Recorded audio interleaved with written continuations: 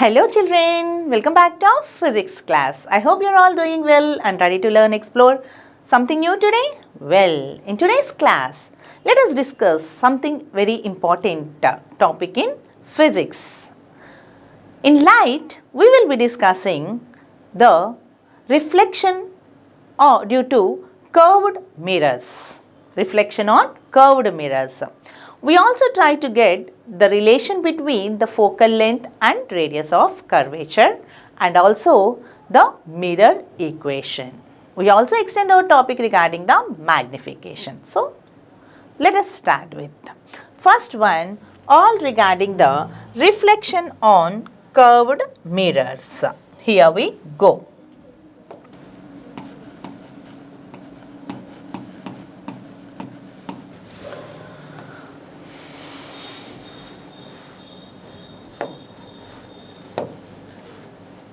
So, first of all, what is a curved mirror? A curved mirror is a portion of a hollow sphere. So, first of all, let us consider a hollow sphere.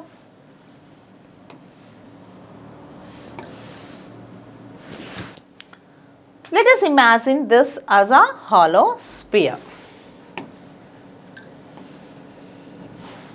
Yes.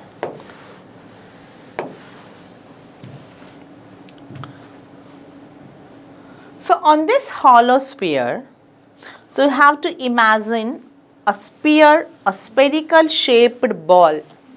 So, you know the rubber ball that you are be playing, which is hollow, or a football or a basketball which is hollow inside. Okay. So, you have to imagine a glass of that spherical ball, spherical glass ball which is hollow. Okay. So, it is a 3D picture, out of which let us suppose that a small portion of the ball is being cut. This is your complete ball. From this complete ball, a small portion of this ball is being cut. Okay. So, something like this you will be getting. From the complete ball like structure, you have to cut a small portion. So, if you consider only that small portion of this picture, so and if you coat it, if it is silver lined inside, this will be the reflecting part, outer region will be the reflecting part, the convex mirror. That case is called as convex mirror. The same mirror, if you silver lined outside, then the light will be reflected from this curved, that is concave shaped mirror. Hence, that is called as a concave mirror. Let me explain this in detail. So, let us consider a spherical glass ball made of glass, out of which let us cut a small portion of this,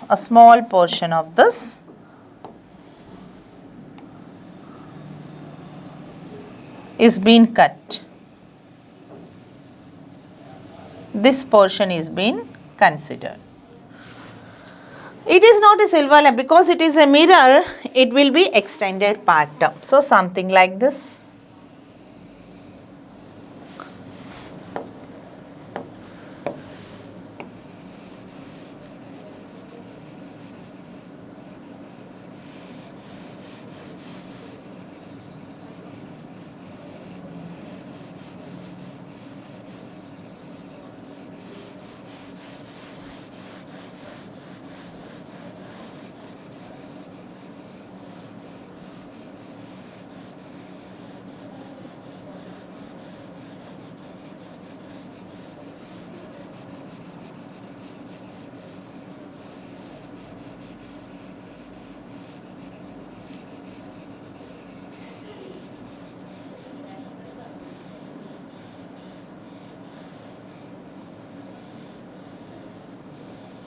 Yes, a small portion of this mirror is being cut as shown in the picture. So, this is a glass sphere, a hollow sphere made of glass, out of which a small portion is being cut. So, now let us focus only on that small part. Then suppose this one, if it is coated outside, if it is coated from outside, then the inner region, whenever the light falls on this outer part, it will get reflected, something like this. The light gets reflected. The portion of the image, the portion of the mirror which reflects the light will be from inside portion of that. So, this portion which is silvered outside, and the hollow one, if it is reflecting the light ray falling on that, that type of mirror is named as your concave mirror. What is that named as, children? Concave mirror. That means, so this curved mirror is a part of a hollow sphere. Okay. If this reflection takes place from the inner surface, if the reflection takes place from the inner surface, this type of mirror is named as your concave mirror. The same thing if the reflection takes place from the outer surface.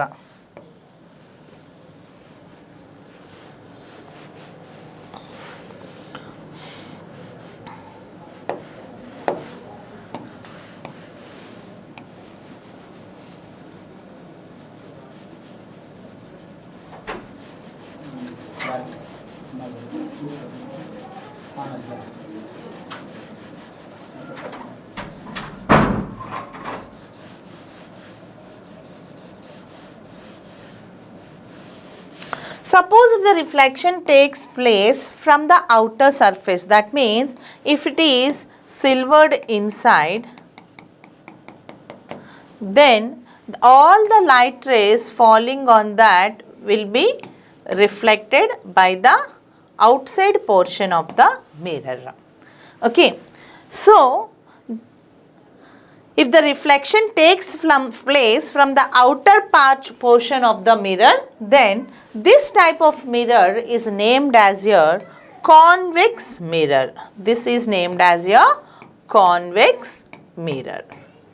I hope you understood the difference between the convex mirror and the concave mirror. So, first of all, you have to consider a big hollow sphere made of glass. So, a sphere, a spherical shaped hollow sphere made of glass, hollow spherical, out of which a portion of the glass is being cut. Let this be the portion. If it is coated outside, if it is silver lined outside, all the light rays falling on this mirror will be reflected by the inner surface of this mirror. Hence, this type of mirror is named as concave mirror. So, this one, because it is coated outside. The same thing, same mirror, if it is coated inside, all the light rays falling on this mirror will be reflected back by the outer region, because it is coated inside. Okay. So, that type of mirror which reflects the light by the outer surface of the mirror, that mirror is named as your convex mirror. So, this is your concave mirror, because inner portion is reflecting the light, and this is your convex mirror because outer portion is reflecting the light. So, let us try to understand the parts of this mirror one after the other. First of all, if this happens to be a mirror, a curved mirror, there will be some center point of this mirror. And this center point, the midpoint of the mirror itself, is called as pole or vertex. So, first one, all about your pole or vertex.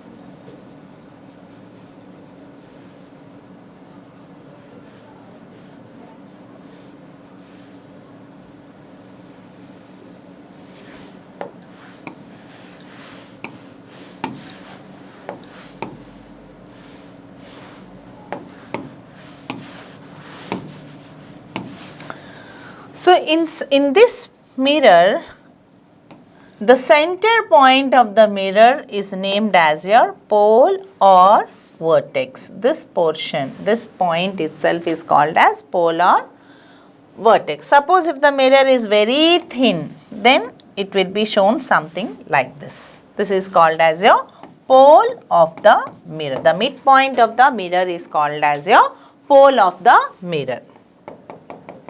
Whether it happens to be a concave mirror or a convex mirror,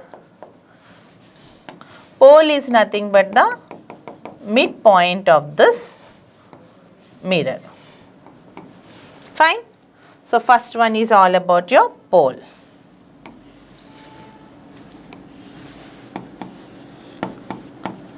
Midpoint of the mirror.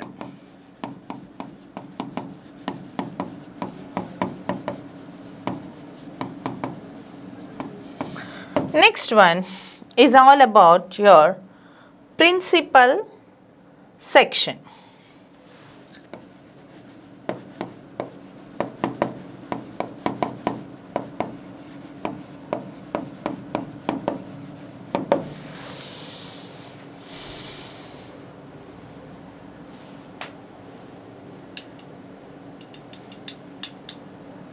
So, this portion which passes through the pole of the mirror, this complete portion itself is called as, the portion that passes through the pole of the mirror is called as your principal section.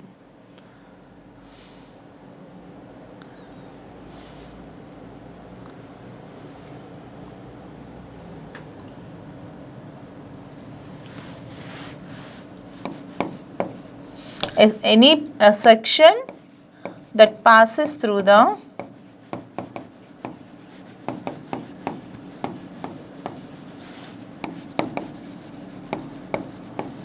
pole of the mirror.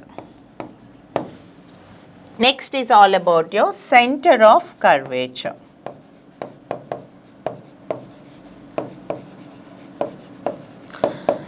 Earlier we said that this mirror is a portion of a big sphere.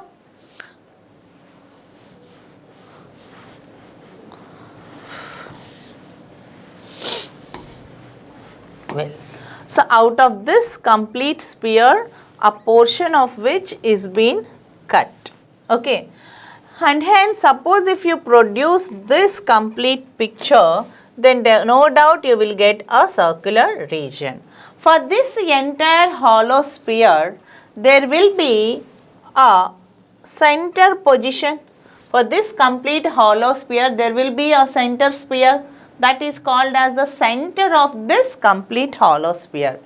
So, that center of the hollow sphere when produced, that center of the hollow sphere when produced itself is called as center of curvature of the mirror. So, this is actually the hollow sphere which we have considered, the very initially whatever we have considered. So, for that hollow sphere some center will be there. So, that center, the center point of the complete sphere is called as your center of curvature. So, for that complete sphere, the center point whatever is there is called as your center of curvature C. Okay, and this is the principal section, a principal axis. Principal axis is different and principal section is different. Well, so if this mirror is produced continuously such that initially some hollow sphere is there, that center point itself is called as your center of curvature. That is the center of sphere.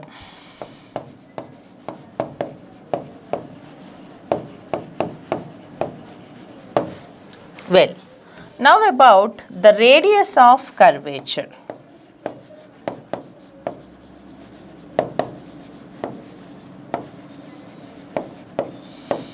Radius of curvature, center of curvature generally indicated with the letter C, pole of the mirror indicated with the letter P, Radius of curvature indicated with the letter R. The distance between the center of curvature and pole of the mirror. The distance between the center of curvature and pole of the mirror is called as radius of curvature. So, what is that, children? Distance between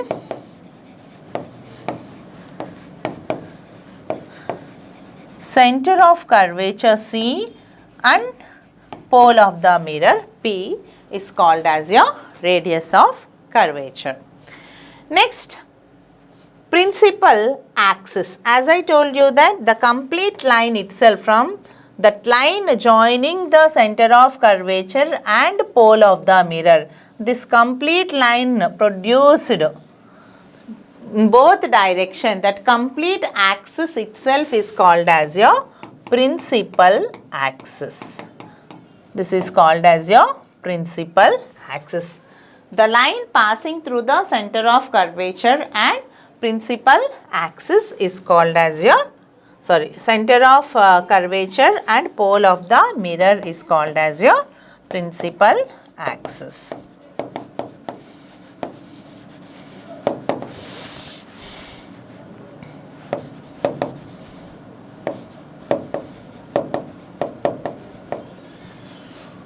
The pole and center of curvature.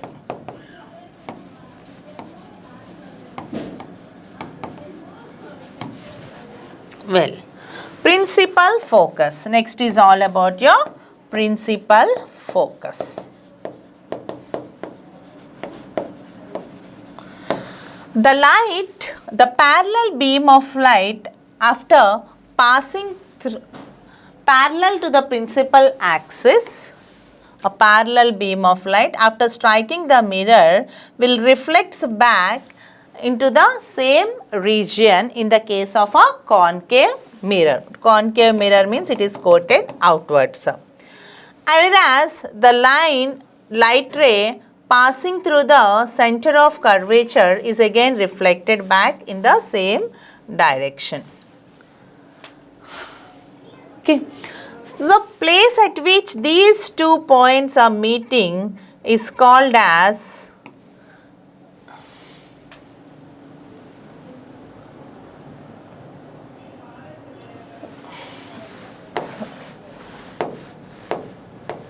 sorry children. So, whenever a parallel beam of light rays passing through the a beam of light passing parallel to the principal axis cuts the principal axis at a point, and that point itself is called as your focus. That point itself is called as focus.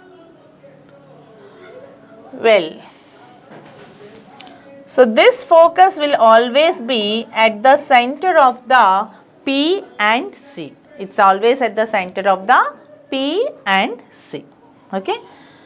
And the length from F to P, the length itself is called as your focal length. The distance between the focus and principal on the pole of the mirror is called as your focal length, and the length from center of curvature to pole is called as your radius of curvature.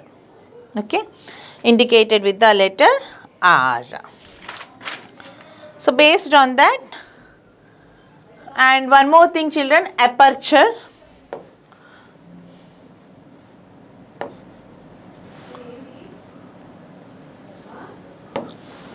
This line that joining the two ends of this mirror, this line itself is called as a aperture.